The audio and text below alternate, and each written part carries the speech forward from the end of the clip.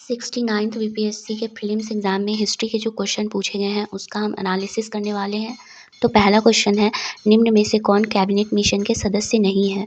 तो ऑप्शन के अकॉर्डिंग इसका आंसर ऑप्शन ए है, जे एंड्रयू। ये कैबिनेट मिशन के सदस्य नहीं थे, जबकि पैथिक लॉरेंस, एवी अलेक्जेंडर के अलावा स्टैफोर्ड क्रिप्स इसके सदस्य थे। इस कैबिनेट मिशन के अध्यक्ष पैथिक लॉरेंस थे, जो उस समय भारत सचिव भी थे।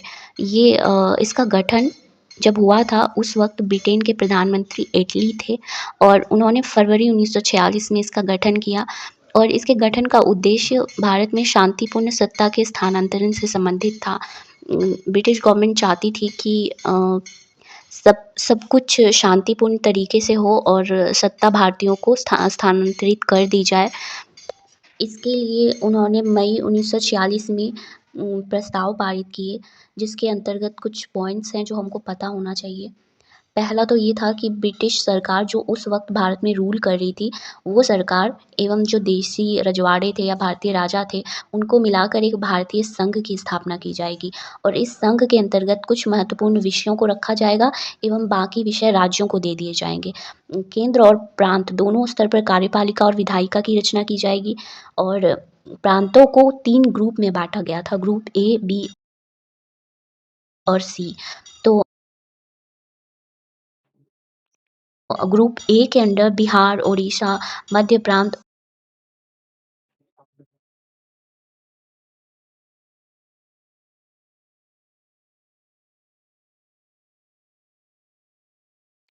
और संयुक्त प्रांत मद्रास, मुंबई आ रहे थे, तो वहीं ग्रुप बी में पंजाब, उत्तरी पश्चिमी सीमा और सिंध थे। सी में बंगाल और असम शामिल था। तो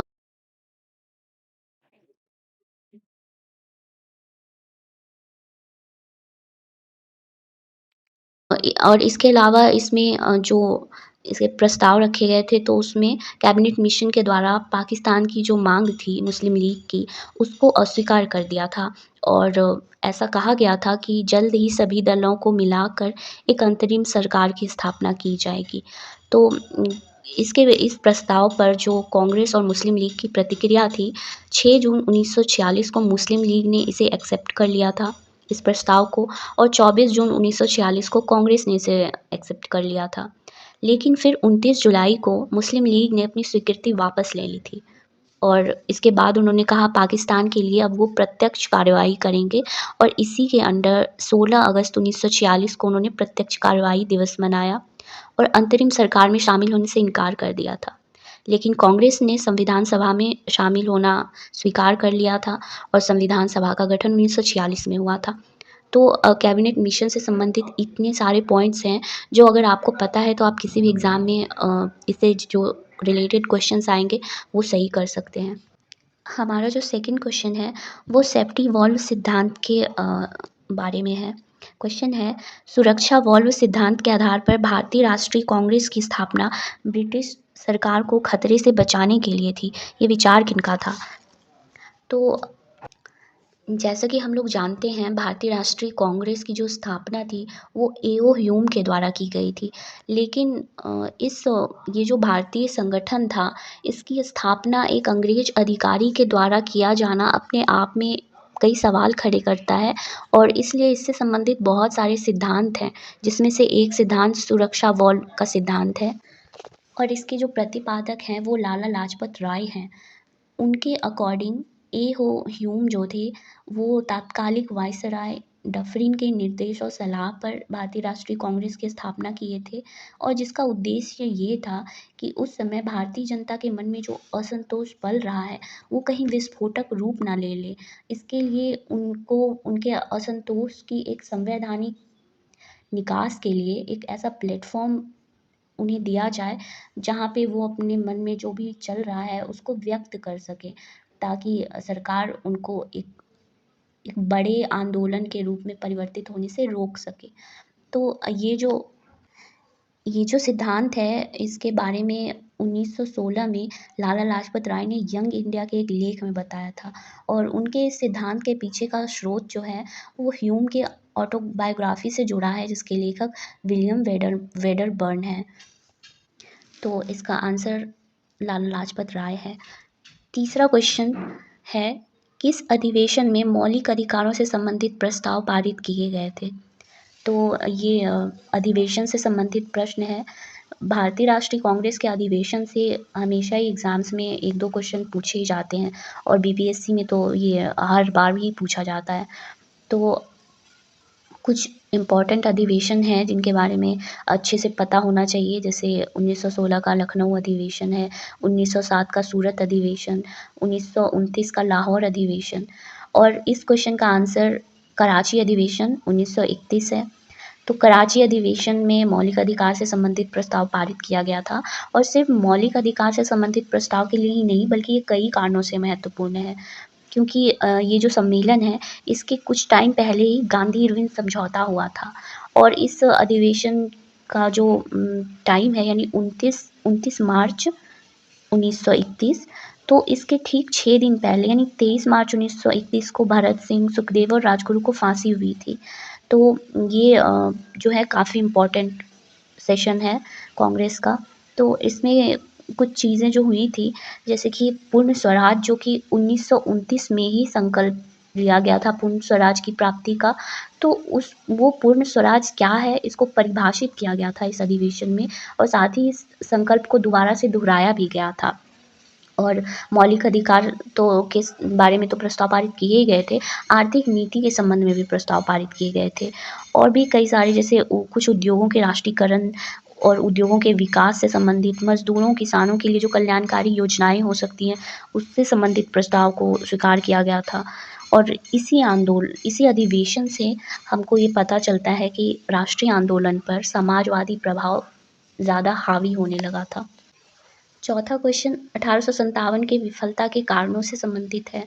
तो इसके ऑप्शन अंग्रेज़ों की सैन्य श्रेष्ठता, विद्रोहियों की एकीकृत कार्यक्रम एवं विचारधारा का अभाव और समाज के सभी वर्गों के समर्थन का अभाव। तो ये तीनों ही रीज़न 1857 की विफलता से संबंधित हैं क्योंकि हमें पता है कि अंग्रेज़ों की जो सैन्य कुशलता थी वो हमसे कहीं बेहतर थी। उनके पास अत्याधुनिक हथियार थे, बहुत ही ज़्यादा प्रशिक्षित सैनिक थे और हमारे पास उतना ज़्यादा नहीं था। हमारे सैनिक पारंपरिक थे और उनकी संख्या तो बहुत ज़्यादा थी बट उनके पास जो वो क्वालिटी होती है वैसी क्वालिटी नहीं थी जो अंग्रेज़ों के पास थी। तो पहला ऑप्शन तो सही है ही और दूसरा एकीकृत कार्यक्रम और विचारधारा का अभाव था। तो ये भी है क्योंकि जो जितने भी लोग इस मतलब 1857 की क्रांति से संबंधित थे, उनकी जो विचारधारा थी, उनका जो लड़ने का पर्पस था वो अलग-अलग था। वो सभी एक साथ किसी एक प्लानिंग के तहत शामिल नहीं हुए थे। अपने-अपने उद्देश्यों के लिए वो लोग लड़ रहे थे और उनका कोई ऐसा कोई नेता भी नहीं था जो कि सबको एक तरीके से जो एक ऐसा मॉडल रेडी करे जिसको सब लोग फ़ॉलो करें और उसी तरीके से इस क्रांति को संचालित किया जाए, ऐसा कुछ भी नहीं था। तो ये रीज़न भी था और तीसरा समाज के सभी वर्गों के समर्थन का अभाव, तो डेफ़िनेटली ये तो था ही क्योंकि किसान वर्ग, सैनिक वर्ग और मज़दूर ये सारे वर्ग तो इसमें शामिल थे। लेकिन जो महत्वपूर्ण वर्ग थे जैसे ज़मींदार थे, पूँजीपति थे, राजा-महाराजा, सामंत और शिक्षित वर्ग। तो इनमें से अधिकतर ने या तो अंग्रेज़ों का साथ दिया या तो फिर वो बिल्कुल न्यूट्रल रहे। तो इस क्वेश्चन में ये तीनों ही जो ऑप्शन हैं वो इसकी विफलता से संबंधित है तो इसका आंसर उपयुक्त सभी होगा। 5वां क्वेश्चन बिहार का वह रसोइया जो 1917 में महात्मा गांधी की हत्या के प्रयास को विफल कर उनके भोजन में मिले ज़हर से उनकी जान बचाई थी। तो इसका आंसर बतख मियाँ है। वैसे तो इस क्वेश्चन को आंसर करने के लिए कोई ऐसा पर्टिकुलर सोर्स नहीं दिखा जहाँ से किसी ने भी इसे पढ़ा हो बट सब जगह इसका आंसर बतख मियाँ ही है और ऐसा बोला जाता है कि गांधी जी जो वहाँ नील के जो व्यापारी थे, उनकी नज़र में काफ़ी खटक रहे थे। तो उस नील प्रबंधन समिति का जो प्रमुख था, जिसका नाम इरविन था, उसने गांधी जी की हत्या का प्रयास किया था और उन्होंने एक पार्टी रखी थी जिसमें उन्होंने गांधी जी को इनवाइट किया था और उनकी प्लानिंग थी कि इन्हें इनके खाने में ज़हर मिलाकर इनकी हत्या कर दी जाए लेकिन बतख मियाँ के प्रयास से वो षड्यंत्र असफल हो गया। तो इसका आंसर बतख मियाँ है। छठा क्वेश्चन, 1937 से 38 के दौरान बकाश्त आंदोलन किसके द्वारा आयोजित किया गया था? तो बकाश्त आंदोलन किसान आंदोलन था, और जैसा कि हम लोग को पता है, बिहार में किसान आंदोलन के जो मुख्य नेतृत्वकर्ता थे वो स्वामी सहजानंद सरस्वती थे, तो इसका आंसर यही होगा। Question number 7th, home rule आंदोलन, सूरत विभाजन, खेड़ा सत्याग्रह, मारले मिंटो सुधार। तो इसको व्यवस्थित करना है कालक्रम के अनुसार। तो जो सबसे पहले हुआ था वो सूरत विभाजन था 1907 में, और जो मार्ले मिंटो सुधार है ये 1909 में हुआ था। होम रूल आंदोलन 1916 में हुआ था, और खेड़ा सत्याग्रह 1918 से संबंधित है। तो 1907, 1909, 1916 और 18 ये इसका सही क्रम है, यानी सूरत विभाजन, मार्ले मिंटो सुधार, होम रूल आंदोलन और खेड़ा सत्याग्रह। क्वेश्चन नंबर 8, लॉर्ड लीटन किससे संबंधित नहीं है? तो लॉर्ड लीटन यानी कि गवर्नर जनरल और वायसराय से एग्ज़ाम्स में काफ़ी क्वेश्चंस आते हैं, और कुछ ऐसे गवर्नर जनरल और वायसराय की लिस्ट है जिनके समय में जो कुछ महत्वपूर्ण कार्य हुए हैं उनके बारे में आपको पता होना ही चाहिए। तो अ, इस क्वेश्चन में जो है इल्बर्ट बिल, ये लॉर्ड लीटन से संबंधित नहीं है क्योंकि ये लॉर्ड रिपन से संबंधित है। तो इस क्वेश्चन का आंसर इल्बर्ट बिल है, लेकिन लॉर्ड लीटन से संबंधित हम और भी पॉइंट्स को देख लेते हैं। जैसे इनका कार्यकाल 4 वर्षों का था, 1876 से 80 तक इनका कार्यकाल रहा था, और ये एक प्रशासक के अलावा एक बहुत अच्छे साहित्यकार भी थे, और साहित्य जगत में इनको ओवन मेरिडेथ के नाम से जाना जाता था। और इनके टाइम पे 1 जनवरी 1877 को दिल्ली दरबार का आयोजन किया गया था, जिसमें महारानी विक्टोरिया को कैसरे हिंद की उपाधि भी दी गई थी। 1878 में स्ट्रैची कमीशन, जो कि एक अकाल समिति थी, उसका गठन भी इन्हीं के टाइम पे किया गया था। शस्त्र अधिनियम भी इनके टाइम पे आया था, और बहुत ज़्यादा इम्पोर्टेंट है वर्नाकुलर प्रेस एक्ट, जो 1978 में ही आया था, और ये इन्हीं के काल में आया था। इसके अलावा 1878 से 80 के बीच में जो आंग्ल अफ़गान युद्ध हुआ था, वो भी इन्हीं के काल में आयोजित हुआ था, और वर्नाकुलर प्रेस एक्ट को ख़त्म किया था रिपन ने, और रिपन का जो कार्यकाल था वो 1880 यानी लीटन के जस्ट बाद 1880 से 84 तक का था। तो गवर्नर जनरल और वायसराय से जो बीपीएससी में मोस्टली क्वेश्चंस पूछे जाते हैं वो Warren Hastings, Cornwallis, Canning, Dalhousie, Lytton, Ripon, Dufferin, Curzon, Wellesley, William Bentinck, इन लोगों से पूछे जाते हैं। तो आपको इन पे एक लिस्ट बना के जो इनके महत्वपूर्ण कार्य हैं इनके टाइम में जो हुए हैं वो लिख के याद कर लेना चाहिए। 9th क्वेश्चन है, बक्सर की लड़ाई